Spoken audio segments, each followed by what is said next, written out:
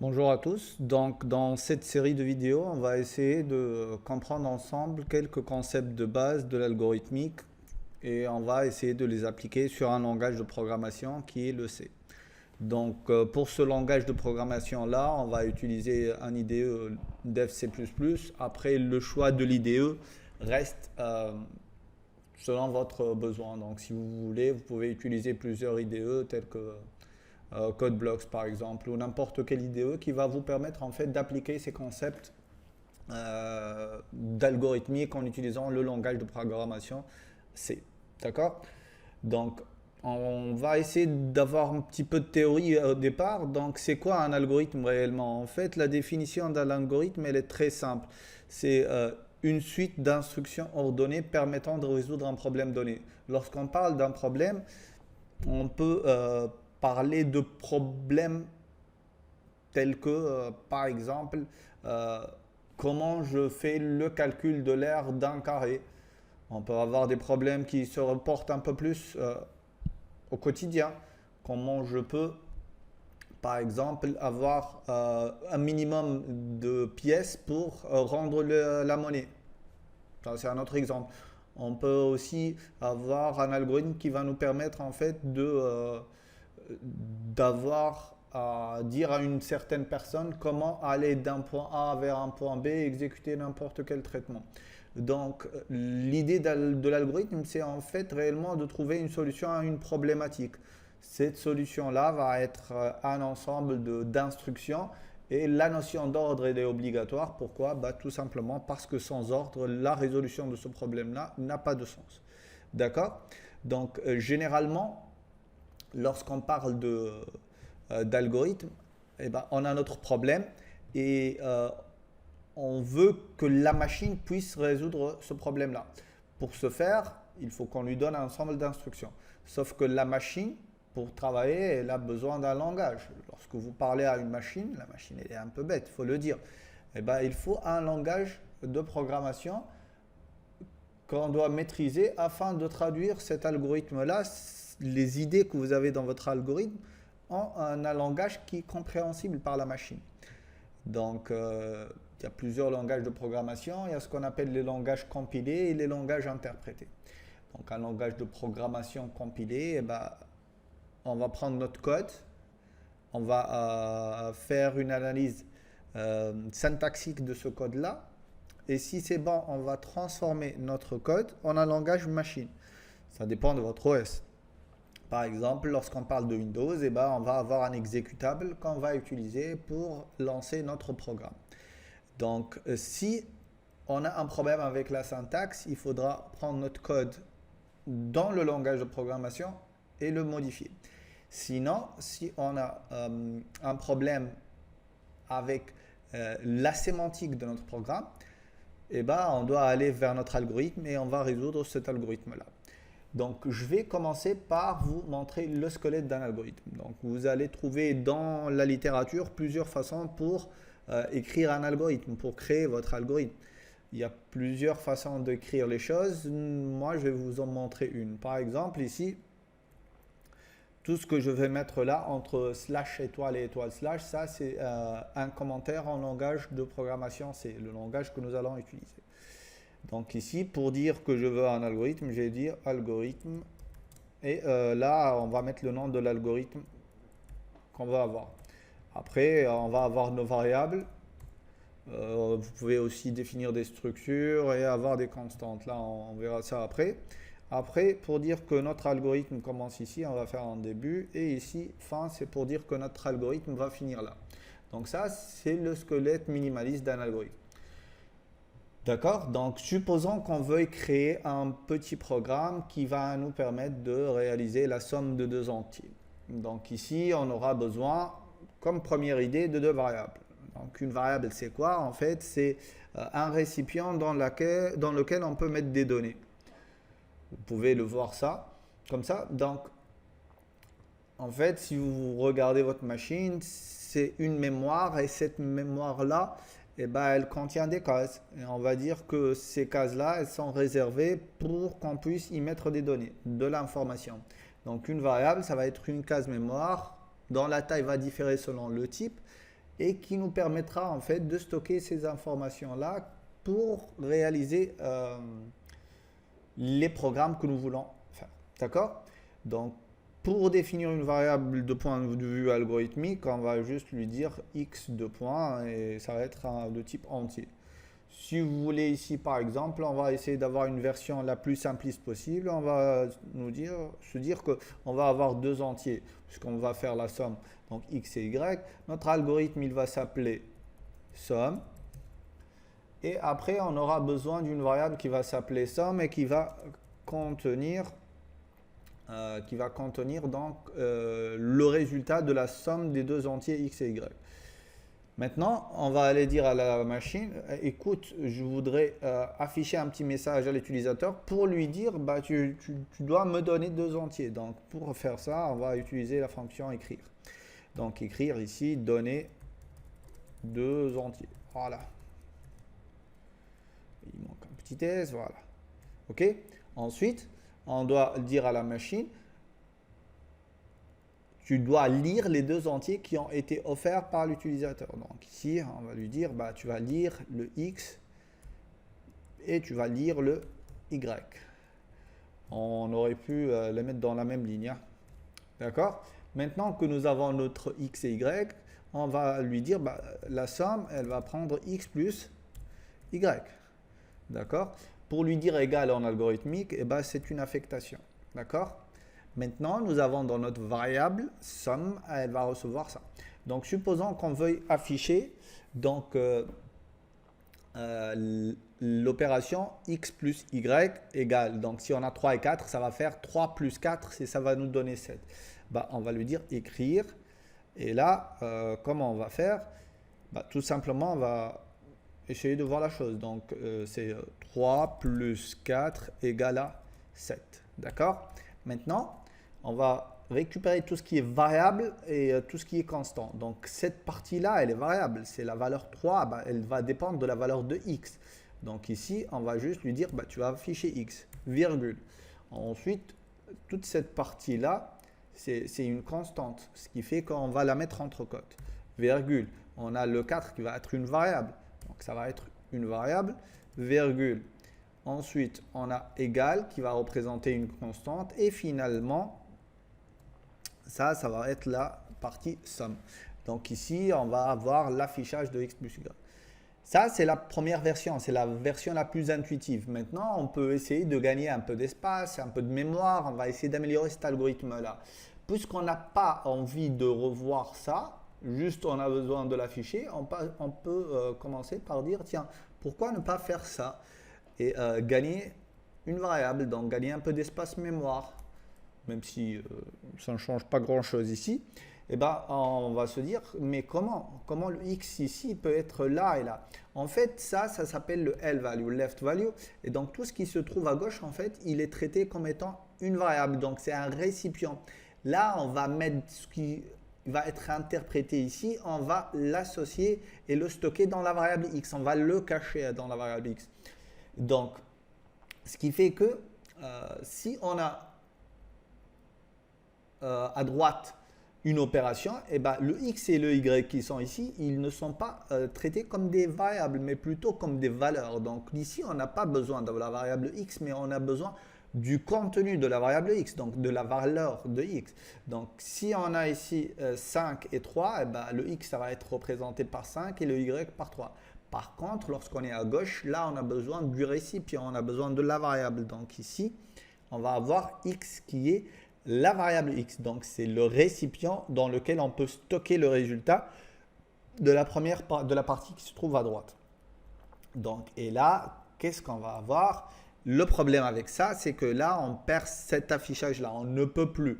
Donc, pour le faire, là, on va, puisqu'on a le x qui contient x plus y, pour récupérer la valeur de x, ça va être comme ça. Et là, on va avoir notre x. Mais puisqu'on peut faire des opérations ici, on n'est pas obligé de lui donner juste une variable. Alors, pourquoi faire tout ça? Pourquoi ne pas se contenter de lui dire, bah, là, tu vas m'afficher le x, là, tu vas m'afficher le y, et là, tu vas m'afficher le x plus le y. Et là, on a vu que rien qu'avec un algorithme aussi petit que ça, on a pu avoir trois versions différentes. Et ça montre que, en fait, en algorithmique, on peut avoir plusieurs solutions pour un même problème. C'est comme dans la vie. C'est une traduction de ce qu'on voit dans la vie. Et là, on va essayer au fur et à mesure de trouver la meilleure solution pour résoudre nos problèmes. On ne va pas être prétentieux et dire toujours que c'est la meilleure solution, mais il y a des critères qui nous permettent de dire si on a une bonne solution ou pas. Donc maintenant, qu'est-ce qu'on va faire? Maintenant, on va essayer de traduire cet algorithme-là en un langage de programmation. On a dit qu'on allait travailler avec le langage de programmation C. Donc on va voir ce que ça donne en utilisant ce langage-là. Donc au fur et à mesure, on va introduire quelques petits contextes. Donc dans un langage de programmation comme le C, on a besoin de fonctions prédéfinies qui vont nous permettre en fait de créer du code. Parce que si on doit tout faire du début à la fin avec nos propres moyens, ça va être un peu plus difficile. Donc on a besoin de bibliothèques qui vont nous permettre en fait d'avoir des choses qui sont prédéfinies et qui vont nous aider à développer. Donc pour inclure une bibliothèque, pour lui dire tiens, tu vas utiliser une certaine bibliothèque, on a cette syntaxe-là. Va m'inclure, donc include la bibliothèque. Ici, on a la bibliothèque standard, c'est std pour dire standard, et i pour dire input, O pour dire output. Donc, on va lui dire, va m'inclure les fonctions de la bibliothèque standard des entrées-sorties. H pour dire headers. En fait, ici, on a les headers, donc les entêtes des fonctions qui sont définies dans ce fichier-là. D'accord? Maintenant, on va lui dire, à chaque fois que tu vas compiler et essayer d'exécuter ce code-là, on a toujours une première fonction, une fonction principale qui va être déclenchée au départ. Donc cette fonction principale, c'est principal en anglais, c'est main. Donc c'est la fonction main qui va être déclenchée à chaque fois qu'on va compiler notre code. Donc le compilateur, il va savoir que lorsqu'il va exécuter le code, lorsqu'on va avoir la transformation de notre code en un code binaire qui va être exécuté au niveau de votre... tout simplement, il va commencer toujours par déclencher le traitement à partir de la fonction principale main. Donc on va écrire ici une fonction main. Donc le int, ça va informer sur le fait qu'on va retourner un entier. Ici, il est obligatoire. Pourquoi? Parce que l'IDE, tout seul, il va retourner un entier qui va correspondre à l'état du fonctionnement de votre programme. Donc, pour le moment, on s'en fout. On se dit que là, on a un int main et c'est la syntaxe de base de notre programme. OK? Maintenant, pour définir une variable, donc nous, ce qu'on va faire, c'est qu'on va essayer de traduire ligne par ligne ce code-là. OK? Donc, pour commenter un bloc, on a dit qu'on sait c'était slash étoile et étoile slash. Donc, un commentaire, c'est un code qui n'est pas lu par le compilateur. Il n'est pas visible au compilateur. D'accord? Donc, ici, on va se dire, tiens, la première chose. Par contre, avec slash slash, c'est pas tout le bloc, mais à partir de ces deux slash-là et jusqu'à la fin de la ligne, tu ne vas pas lire ça. D'accord? Donc, nous, on veut traduire cette première ligne-là. Donc, qu'est-ce qu'on doit faire? Comment traduire la définition des variables? Donc, nous, on va lui dire, tu vas avoir une variable de type int qui va s'appeler x et une variable de type int qui va s'appeler y. D'accord? Point virgule. Parmi les bonnes pratiques lorsque vous faites du développement, c'est d'initialiser vos variables. Même si là, vous ne voyez pas le sens, mais c'est ce qu'on appelle des best practices, des bonnes pratiques. Comme ça, on est sûr de la valeur de x et y. On ne s'attend pas à chercher la valeur affectée par le compilateur lui-même. Donc, on n'est pas dépendant de l'IDE. Plutôt du compilateur qu'on utilise, mais là, on est sûr qu'au départ, x va avoir une valeur 0, y une valeur 0. Ensuite, qu'est-ce qu'il nous dit? Ensuite, il va nous dire, tu vas utiliser écrire, donc donner deux entiers. Donc, écrire, ça, c'est ce qu'on a. Je vais le reprendre. Et en fait, ça ne va pas être très différent. Donc, au lieu d'avoir écrire, le C, il a sa fonction d'écriture qui est printf. Printf, c'est pour dire écrit, une écriture formatée. F, c'est format. Donc, printf. Voilà. Et ce printf-là, on va le voir en détail après, mais il est toujours composé de deux parties. Une première partie constante.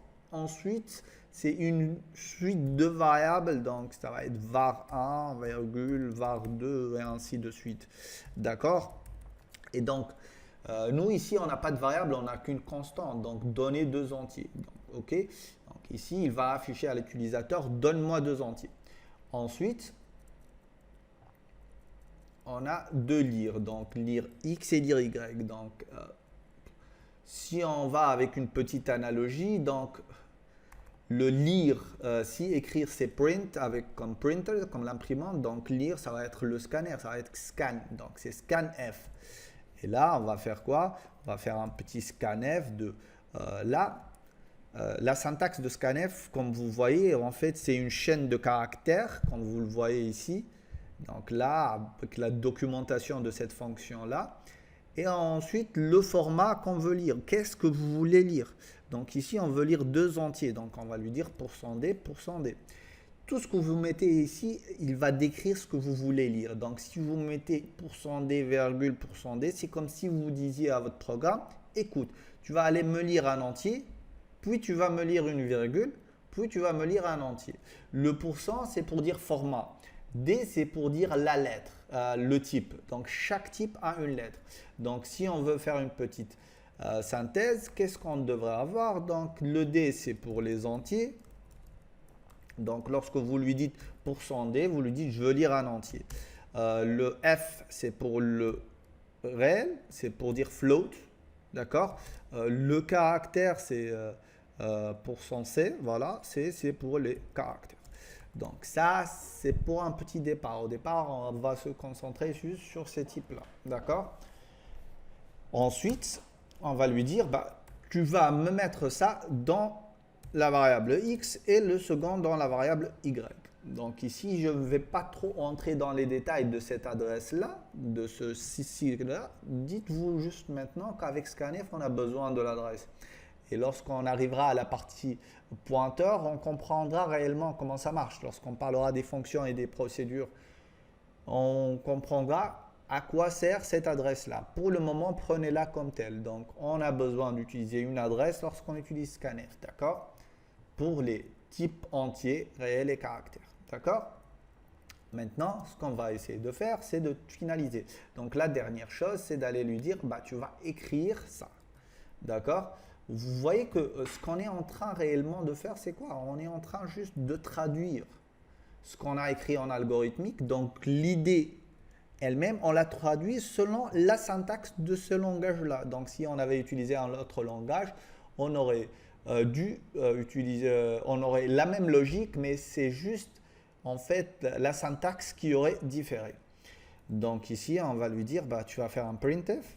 Donc ici, en utilisant cette idée-là, lorsque vous commencez à écrire avec un contrôle espace, il va vous lister la liste des options possibles selon selon les fonctions que vous avez écrites. Ici, on n'a rien écrit. Et selon ce qui se trouve dans ce stdio.h. Donc ça va être un petit printf. Et là, on a notre chaîne. Donc c'est 3 plus 4 égale à 7. Ça, c'est notre petit exemple.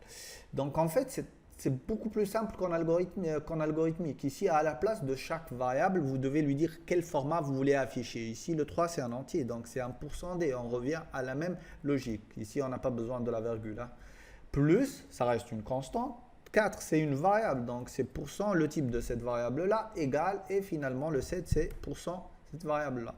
Après, on va lui dire, pour chaque format, pour chaque variable ici qu'on a définie, ici j'ai dit à printf, ici tu vas afficher une variable de type entier.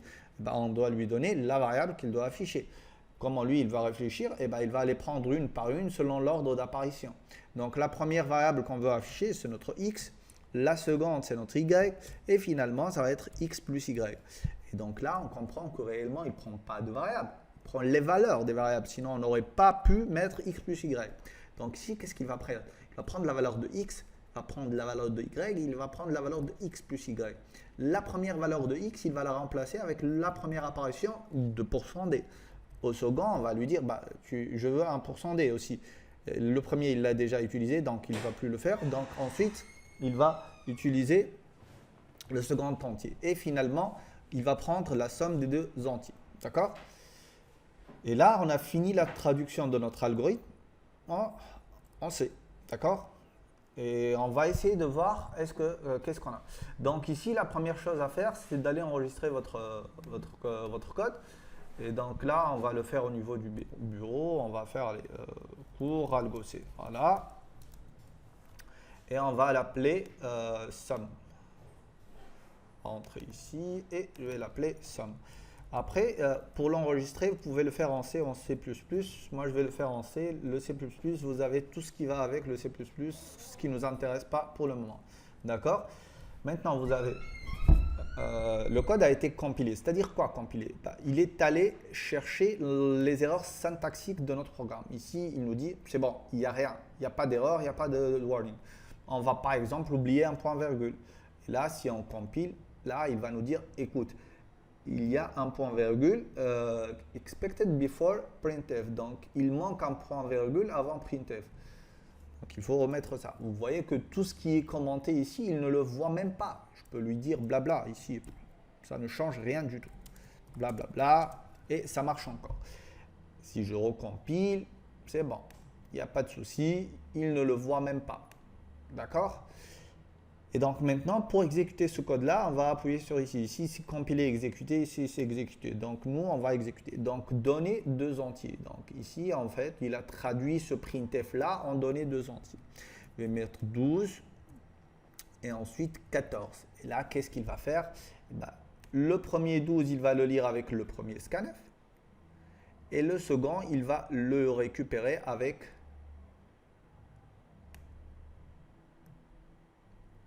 le deuxième %d. Donc, il a x, elle va prendre la valeur 12, y, elle va prendre la valeur 14, et enfin, il va afficher tout ça. Donc, si je reprends, voilà, 12 plus 14 égale 26. Et ça marche. Ça, c'était la première introduction à l'algorithmique avec un petit exemple simple, avec une introduction à la syntaxe. On va essayer dans la prochaine vidéo de voir un peu plus en profondeur ces fonctions printf et scanf, comment elles fonctionnent exactement. Et ensuite, on va passer à la partie séquentielle et itérative pour savoir comment créer des boucles et comment conditionner notre code. Voilà.